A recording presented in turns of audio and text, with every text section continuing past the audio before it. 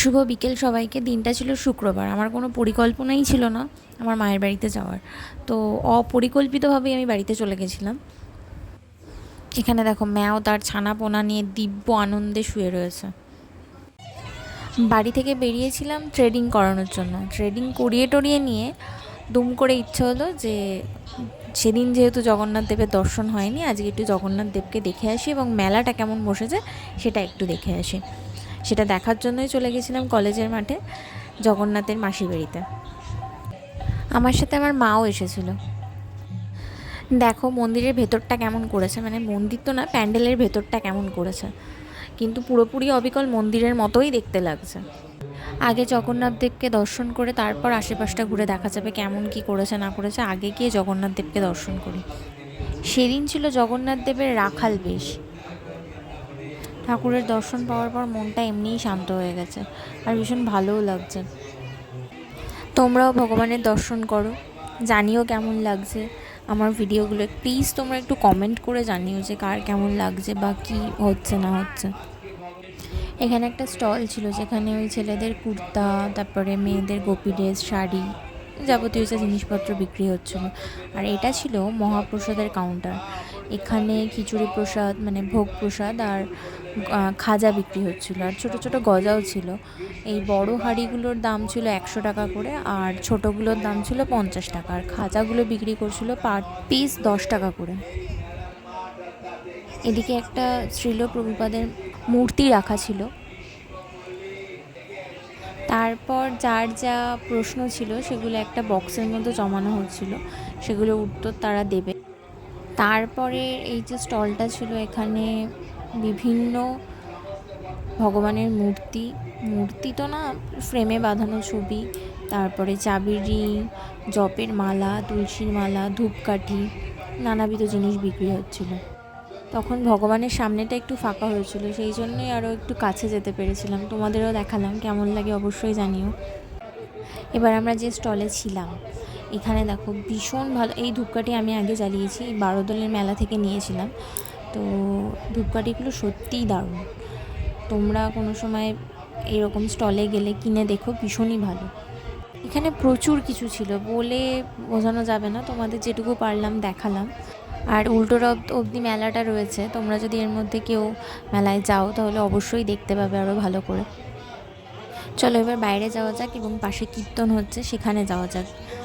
তোমরা দেখতেই পাচ্ছ এখানে শান্তি যজ্ঞের জন্য আলাদা একটা জায়গা করা হয়েছে এবং পাশে মহাপ্রসাদের ব্যবস্থা করা হয়েছে। নিশ্চয়ই এখানে কুপন সিস্টেম ছিল, আমি জানি না, এটা তো তখন দিচ্ছিল না, সেহেতু এটার সম্পর্কে আমার জানা নেই। কিন্তু অবশ্যই কুপন, যেহেতু মায়াপুরেও এরকমই হয়, কুপন কেটে নিয়ে তারপর প্রসাদ। আর ভেতরে দেখলে যে তোমাদের দেখালাম যে প্রসাদ বিক্রি হচ্ছে।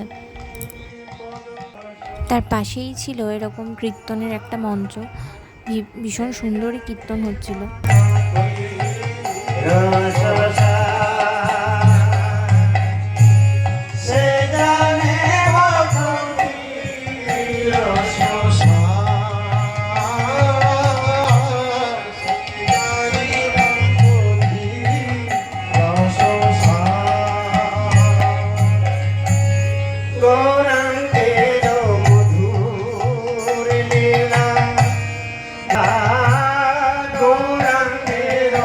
আমরা যখন গেছিলাম তখনও সন্ধ্যারতি হয়নি, সন্ধ্যারতির প্রস্তুতি পর্ব চলছিল।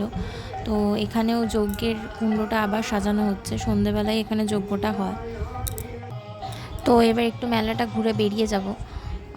আকাশে একটু মেঘ রয়েছে, বৃষ্টি হতে পারে, বোঝা যাচ্ছে না সেটা। আর আমি তো ভিডিও শুরুতে তোমাদের বলেইছি আমি পরিকল্পনাবিহীনভাবে এসেছি, কিন্তু তার একটা রিজন আছে, সেই রিজনটা জানতে পারবে পরের ভিডিওতে যে আমি কেনই এসেছি। দেখো এখানে ভালোই বেশ কিছু দোকান বসেছে। এই মাটির জিনিসগুলো তো আমার ভীষণই পছন্দ, রথের মেলার দিন তোমরা দেখেছো যে আমি নিয়েছি। তো আরও দোকান জিনিসপত্র নিয়ে অনেক দোকানই বসেছে, কিন্তু ওদিকটাতে প্রচণ্ড জল রয়েছে, ওই দিকটাতে আমি যেতে পারিনি। আর আমার সাথে আমার মা এসছে, মায়ের হাঁটতে একটু সমস্যা, যেহেতু হাঁটুতে ব্যথা ভীষণ।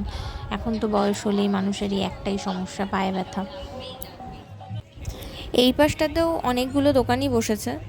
তো এপাশে দেখো বাদাম ভাজা বিক্রি হচ্ছে, আরও অনেক দোকানপত্র ছিল। তো এর মধ্যে আমরা গেছিলাম একটা কাপ প্লেটের দোকানে। এখানে দেখো ঠাকুরের কি সুন্দর ছোট ছোট অনেক রকমের জামা কাপড় বিক্রি হচ্ছে। একটা ব্যাগের দোকানও ছিল।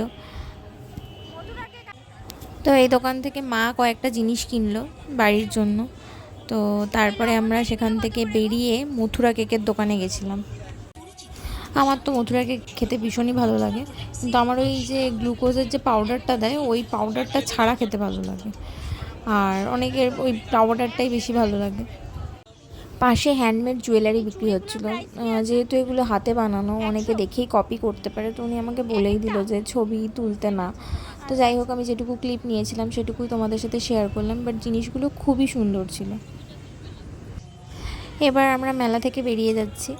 আজকের ভিডিওটা এখানেই শেষ করছি। কার কেমন লাগলো অবশ্যই জানিও। ভালো থেকো সবাই, টাটা।